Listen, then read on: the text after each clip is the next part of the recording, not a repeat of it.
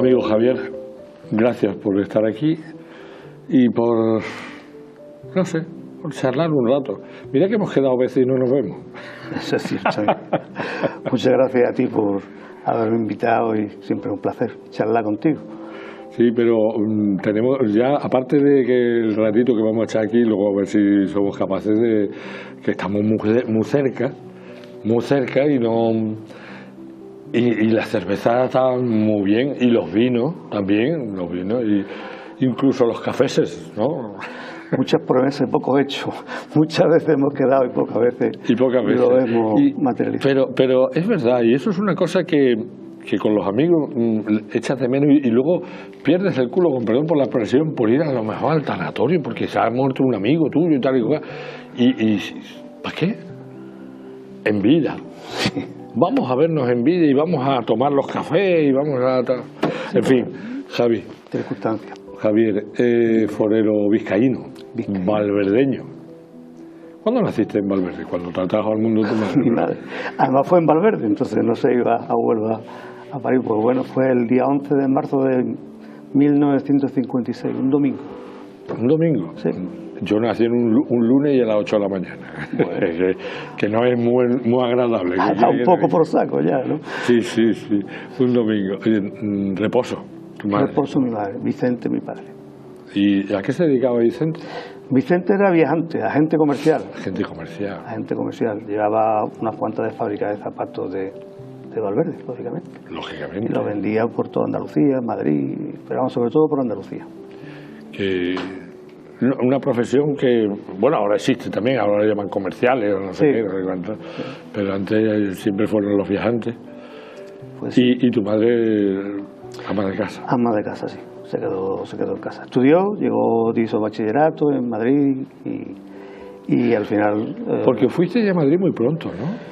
Bueno, fue precisamente yo me fui a hacer quinto de bachiller, que entonces había cuarto de válida y quinto de bachiller. ¿Qué recuerdo tienes? Yo ya tenía 14 años. ¿Qué recuerdo tienes de la infancia y la pubertad, que es la que hiciste en Valverde? En Valverde, bueno, pues la verdad que yo siempre he sido muy inquieto. En Valverde pues hice todo, fui monaguillo, estuve en los salesianos, fui monaguillo además de misa en el mes de mayo de las 8, de las 7 de la mañana, en fin. Sí, no. Y luego también, pues lógicamente, hice el grupo escolar, estuvimos estudiando hasta el bachillerato, la academia, muchos movimientos, en fin, todo lo que hace un chaval hasta los 14 años. ¿Y los amigos? Pues muchos amigos. ¿Muchos amigos que tienes todavía? Hay algunos que desgraciadamente ya fallecieron y hay algunos que se perdieron por la distancia y eso, pero teníamos una panda bastante grande. ¿Os reunís alguna vez? Pocas veces, pero vamos, coincidimos de vez en cuando. ¿Te gusta ir a Valverde? He dejado de ir a Valverde porque perdí mucha familia. Antes tenía la referencia de las hermanas de mi padre, mis tías, que murieron, y entonces ellas sí me hacían ir pues cada 2 por 3, cada vez que pasaba, o muchas de las veces que pasaba a la sierra, me paraba, pero al desaparecer ella y al tener ya la vida con mis hijas en otra localidad, cada vez he ido menos. Pero bueno, de vez en cuando voy. La última vez fue en Navidad a dar una vuelta, a ver... Y ver los amigos que te encuentras por allí. La plaza, los bares, el ayuntamiento, la casa de mi primo. Alguna vez que otra voy, pero no lo frecuento mucho. ¿Y algún puñerete tomas o no? No he sido nunca de aguardiente. ¿De aguardiente? Y mira que es curioso que yo estuve de veterinario cuando vine de Madrid de aquí. Estuve de veterinario en Zalamea, pueblo de aguardiente. Luego estuve de veterinario en Alorno. Soy de Valverde. Y lógicamente pues lo que son... Pero no ha frecuentado esa bebida, ¿no? No. Me han regalado, he comprado para mi padre que de vez en cuando tomaba algo, pero yo no he participado de esa bebida, no la he consumido. ¿Fuisteis a Madrid cuántos hermanos? 5 hermanos. 5 hermanos. ¿Varones todos? No, 3 varones y 2 hembras. ¿Y fuisteis cuando yo, ya te digo, tenía 14 años. 14 años. Entonces, y tuve que aprobar la revalida para poderme ir a Madrid. Me amenazaron entre comillas, claro, diciendo que si no aprobaba me quedaba aquí, total, que la aprobé. Y entonces nos fuimos a Madrid porque todos teníamos aspiraciones de ser estudiantes universitarios y era el punto donde había todas las carreras.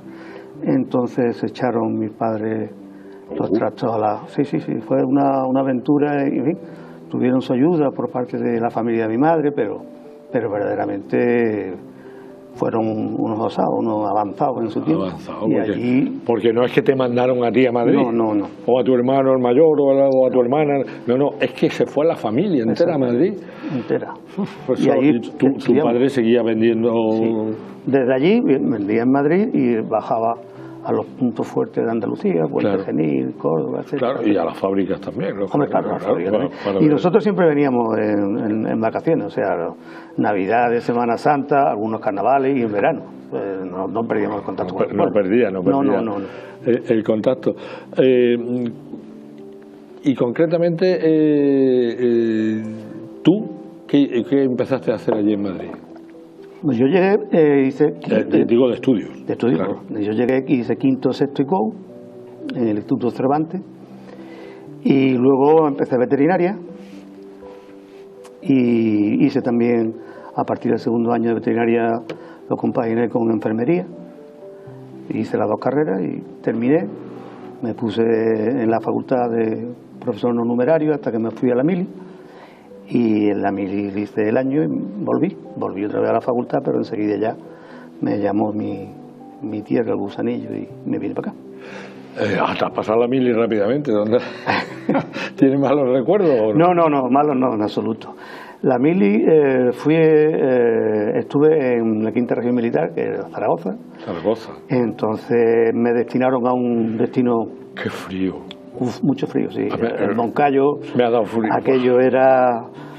Bueno, yo llegué nevando. Salimos de Valverde en un tren... esos que tardan... Eso es, que tarda un día y medio. Y un rápido, que de rápido no tenía nada, desde luego, pero le llamaban el rápido. Y por la noche el expreso.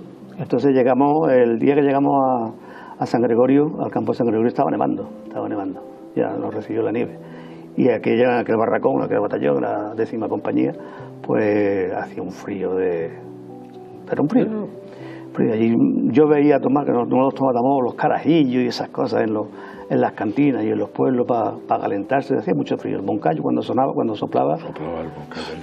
Pero luego me destinaron al Hospital de Ganado, que está todavía más cerca de Zaragoza, en un pueblecito que se llama Julligó, que sigue existiendo ese Hospital de Ganado, donde solamente tenemos 28 soldados, uno por reemplazo veterinario, y o sea, éramos 4 veterinarios, y allí pues hacíamos pues lo que era clínica veterinaria de caballos, fundamentalmente, caballos y mulas, con lo cual yo de formación militar poca, pero profesionalmente te vino bien, seguro. Muy bien, y además tenías entretenimiento, quiero decir, y te servía. Desde el primer día, que yo era era pasar clínica todos los días, dar de alta, hacer intervenciones quirúrgicas, formación a otro veterinario, en fin, muy bien. Además, disfrutaste de mucho. Al final estaba un poco cansado porque veía que era una pequeña pérdida de tiempo, tanto tiempo dedicado a lo mismo, ¿no? Claro. Hice muchas veces el viaje a Santander por la Universidad Menéndez y Pelayo, porque así lo creían oportuno mis superiores, mis mandos, para recibir formación y en algún caso para darla también en algún curso.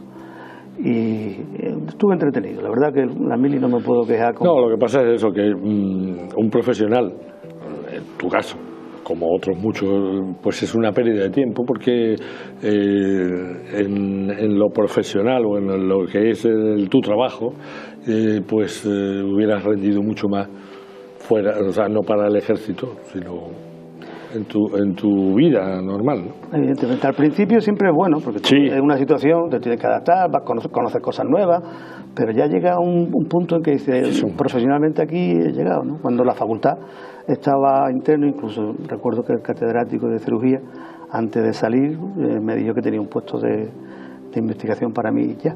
Yo, cuando leí la tesina, la leí allí, y entonces no pude aceptarlo porque me tenía que ir a la mili, con lo cual había perdido ese puesto. Que se cortaba. Sí. Muy buena. Yo creo que la mili es muy buena y en estos tiempos viene muy bien un repaso. Tiene elementos muy positivos, otros no. Claro, otros no, pero bueno. Y luego, porque La docencia te ha gustado a ti y la has practicado, ¿no? Sí, he hecho. En la facultad yo era alumno interno de una cátedra determinada, que ya ahí me empecé a dar clases a cursos inferiores, y luego sobre todo la cirugía. La cirugía, estuve 2 años haciendo cirugía durante, bueno, los casos que había, 7, 6, 8 casos todas las tardes del año, incluso los fines de semana. Y ya ahí, después de haber recibido la formación correspondiente, ya empecé yo también a tener grupos a mi cargo donde enseñaba anestesia, enseñaba sutura, enseñaba cirugía. Hablamos de Madrid. Hablamos de Madrid. De Madrid, de la universidad. De la Universidad de Madrid, la Universidad Complutense de Madrid. Sí. ¿La veterinaria dónde está? Veterinaria está en la carretera de La Coruña, justo al lado de Política, enfrente de la Universidad a distancia y enfrente también de Camino, cerca de la Puerta de Hierro.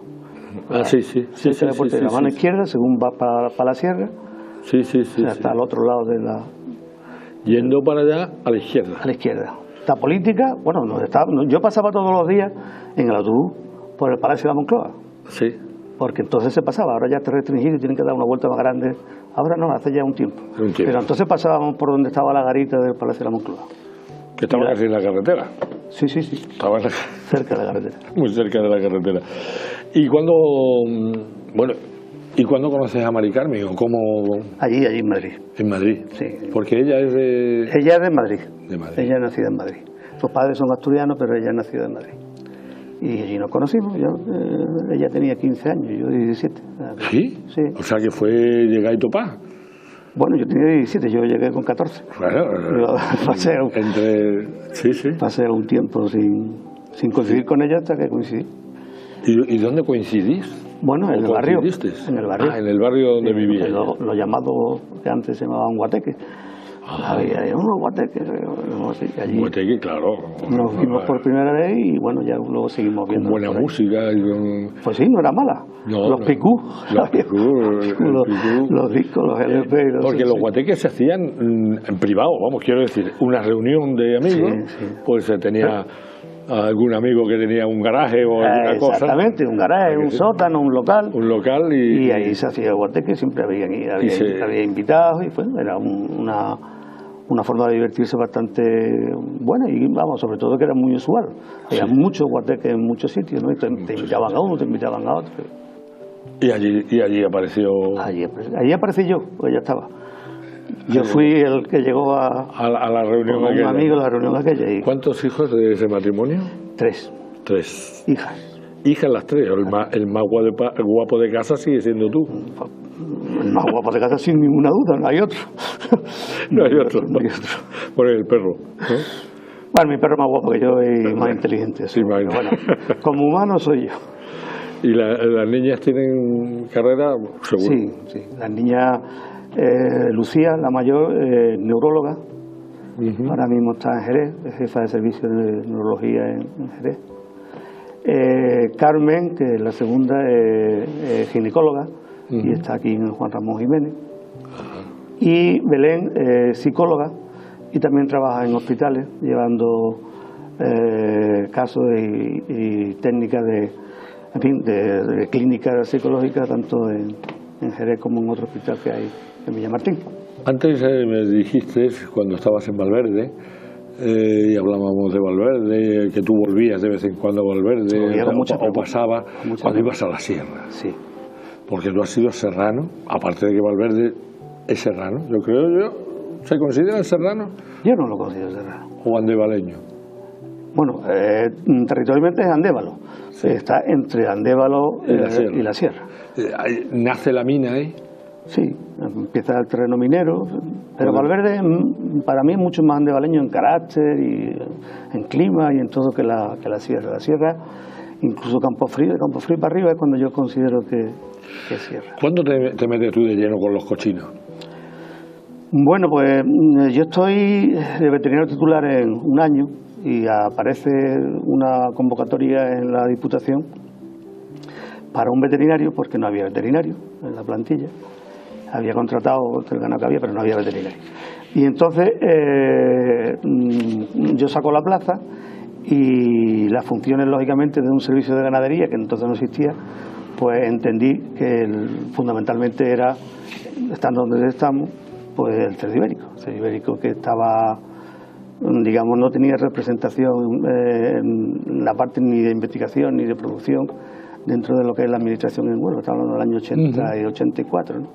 Y a partir de ahí pues se empieza a hacer una serie de proyectos que se presentan, se aprueban, se dotan económicamente y se desarrollan en base a aumentar la pureza del cerdo ibérico, garantizar la sanidad y sobre todo una reproducción y una difusión para mejorar la raza. Es lo que intentamos hacer durante muchos años. Fue muy duro erradicar la peste porcina, ¿no? Lo fue, pero yo llegué ya con los últimos coletazos, año 88, 89 creo que fue cuando se declaró, y llegué a los últimos coletazos y además tuvimos suerte, la finca que tenía Diputación tenía 2 fincas, ahí nunca hubo peste porcina. Pusimos nuestras medidas y tuvimos suerte, pero vamos, pusimos nuestras medidas estrictas, que no todas las fincas las tenían, y no las llegamos a padecer, pero vamos, yo he visto mucho animal enfermo y he visto... diezmó mucho Muchísimo. El censo ganadero, pues creo que tenía en torno a las 29.000 reproductoras y se quedó en 6.000 o así, creo recordar. O sea, que fue no en Huelva y también en lo que es Extremadura, todo lo que es el suroeste español, donde está el cerdo ibérico, ¿no? Dio caña en todos lados, ¿no? Tú has sido, Javier, muy defensor y además de capa y espada del cerdo ibérico.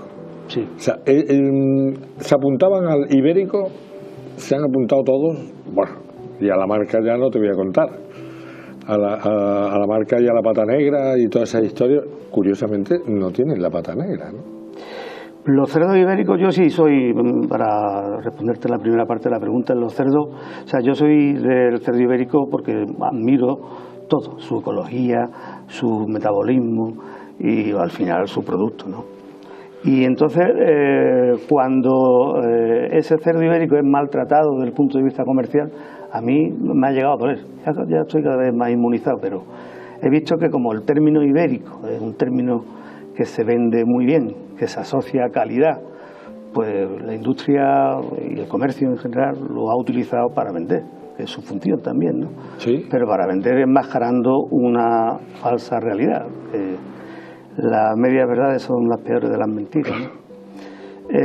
Entonces sí, yo desde siempre he defendido el cerdo ibérico porque lo admiro, como se ha adaptado. La especie porcina en sí ya tiene unos niveles de adaptación pues es maravilloso, o sea, es sorprendente cómo se adaptan a una situación y además como tienen 2 partos al año normalmente con muchas crías, pues las generaciones vienen muy seguidas y tienen más facilidad para adaptarse que otras especies que tienen un parto al año, uno cada 2 años o 2 cada 3, etcétera.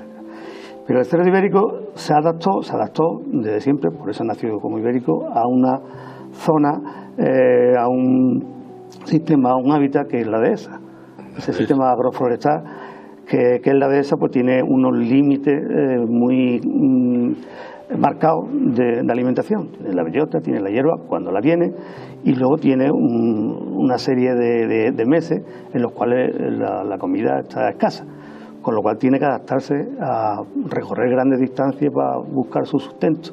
Eso a la vez hace que su metabolismo esté centrado, que cuando tiene a su disposición los ácidos grasos pues entonces los acumula de tal manera que luego engorda muy rápidamente, que es la época de montanera, cuando hay frutos, y con la maravillosa conclusión de que da un producto, aparte de extraordinariamente bueno desde el punto de vista organoléptico, muy sano.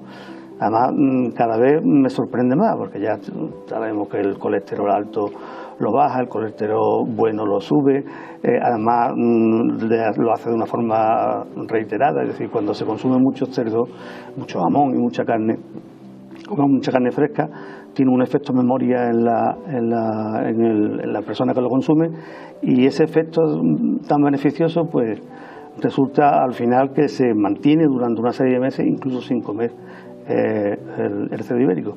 Pero aparecen sustancias, como últimamente me estoy dedicando mucho a ver los aminoácidos, que son la parte final de digamos, de lo que compone las proteínas. Cadena, sí. Y entonces estos aminoácidos dan una serie de reacciones muy favorables para la salud. Bueno, luchan contra la hipertensión, la arginina, son capaces además de precursores de determinadas sustancias volátiles muy beneficiosas, y todo esto lo tiene el cerdo ibérico, porque los jamones y las paletillas que tienen una curación muy larga da y proporciona estos aminoácidos libres que luego nosotros aprovechamos. Bueno, seguimos hablando del cerdo ibérico, pero en la UNIA, ¿qué hiciste? En la UNIA se hizo el primer máster del cerdo ibérico, o sea, un máster universitario de cerdo ibérico que se hizo durante 2 años, un año de presencial, durante 5 meses intensivos, más luego otro año y medio. O sea, fue un máster. ¿A quién va dirigido? Pues iba dirigido a veterinarios, a agrónomos y en general a licenciados y titulados que fueran de la rama del cerdo ibérico. Claro. Y fue el primero. Además, se diseñó de una forma bastante, entiendo que coherente, y participó, porque así se ofrecieron pues la flor y nata de todo lo que podía venir a enseñar. Que vinieron catedráticos de León, vinieron catedráticos catedráticos y profesores de la Complutense, vinieron del CSIC, vinieron del IELTS. O sea, tuvimos la presencia de un elenco muy seleccionado de profesores que fueron los que impartieron la enseñanza. Y tú fuiste un poco el aglutinador y el creador de ese máster. Fue el director, sí. El director del máster. Y fuiste también el director del comité de expertos o científicos del Congreso Mundial del Jamón, que se celebró en Aracena, ¿no? El quinto, me parece que era. Fue el quinto, el presidente del comité científico. Presidente del comité científico. Sí. Eso fue también un revulsivo para la comarca y para Huelva, seguramente. Pues sí, yo creo que ahí fue un evento que también costó mucho tiempo y mucho dinero. Ahí tuvimos también la protección y el amparo de la Junta de Andalucía. Estaba Juan Fernández Batanero y Isaías Pérez Saldaña en la Consejería de Agricultura. Tuvimos un apoyo económico imprescindible. La denominación de origen de jamón de Huelva, entonces ahí fue cuando vino la primera comunicación de que se iba a pasar a jabugo. En ese congreso fue donde apareció la primera vez que el Ministerio había dado el visto bueno para que se denominara, pasara de jamón de Huelva a jabugo. Y el jabugo está también muy mal, o sea, comercialmente, quiero decirte, ya está más controlado para que el jabugo sea jabugo. La materia prima se ha controlado mejor desde que salió desde que salió la norma. La norma ya establece esas 4 divisiones para amparar a para amparar un tipo determinado de animales y alimentación. Ahí ya se hace un intento de aclarar. Y luego las denominaciones de origen pues todavía hacen más excelso la selección. Y yo siempre he dicho lo mismo, que la bodega, los secaderos, las industrias son al final los que te garantizan, si están amparados por una denominación y por supuesto bajo la norma, pues la propia industria es la que ya te garantiza el jamón de auténtica calidad, ¿no? Que lo hay, pero que muchas veces hace falta suerte para encontrarlo. Hay un jamón muy caro, ¿no? Hay un jamón, un tipo de cerdo que tiene un jamón carísimo. Bueno, eso es mercado. El mercado, ¿no? Pero no sé si es por la raza o es porque hay pocos jamones de esos. ¿O qué? Bueno, yo creo que te estás refiriendo al manchado de jabugo, ¿no? Manchado de jabugo. El manchado de jabugo. El manchado de jabugo también es una variedad de cerdo ibérico que también fue una labor muy importante de Diputación, porque nos encontramos que estaba prácticamente extinta. Nosotros nos encontramos con 2 hembras y un macho en el Huerto Ramírez, y había otra pequeña explotación en la provincia y algo de similar, pero muy poco. O sea, estaba prácticamente extinto. Y se luchó a nivel también administrativo para que fuera reconocido en el Ministerio. Se consiguió, y se consiguió recuperar un poco no, se consiguió recuperar el manchado, y al final, al proceder todo de tan pocas cabezas, de tan pocas madres de origen, pues hubo que hacer un proyecto de retrocruzamiento para que no tuvieran consanguinidad, etcétera. Hoy en día se puede decir que ya hay un número respetable, importante, y de ahí viene un poco también la comercialización de ese jamón que es, digamos, único, hay muy poco. Entonces el comercio pues normalmente gratifica cuando hay escasez de un determinado producto. Claro. Pero, ¿y eso del 50-50? Pues 50-50 viene del 50% ibérico, 50% duro. Normalmente...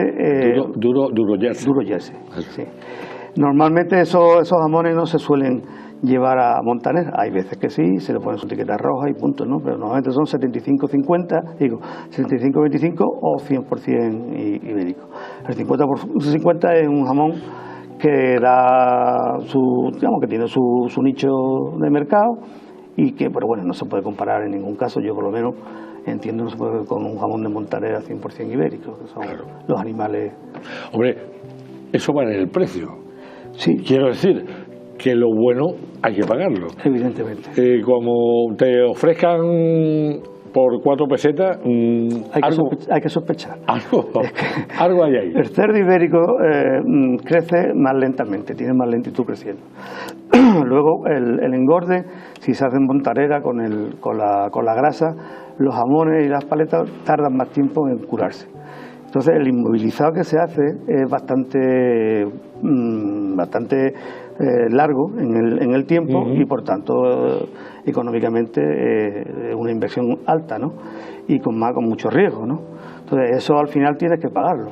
Además, la cantidad de jamones disponibles no es limitada, no se puede hacer todo lo que uno quiera, depende de la montanera, cada año. Claro, un año bueno ¿no? Este sí ha sido bueno. Sí. Un año muy bueno, y además con mucha comida en el campo. Sí. Muy malo para los alérgicos, seguramente, no porque sean alérgicos al jamón, sino por las gramíneas y todo eso, porque el polen y eso pues es complicado. Y has escrito un montón de libros. Bueno, y de ¿cómo se llama esto? Lo que hacéis con las universidades o con algunos trabajos, ¿no? Colaboraciones, en revistas. Sí, artículos científicos, sí. Artículos. ¿Tienes ahora algo sobre la mesa?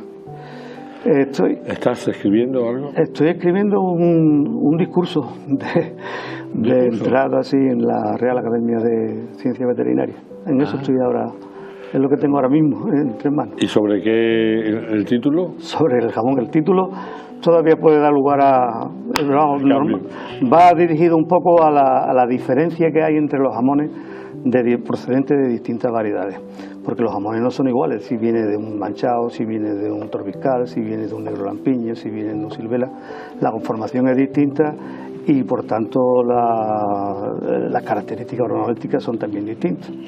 ¿Tú ya estás jubilado? Sí. Y han sido unos años bonitos los que has vivido en Huerto Ramírez, por ponerte un lugar, o concretamente llevando todo el servicio veterinario de la Diputación. Pues la verdad sí, ha sido unos años muy entretenidos, con mucho trabajo, pero con muchas satisfacciones. Lógicamente también hay sus contratiempos, pero muchísimas más satisfacciones que otra cosa. Y luego, sobre todo,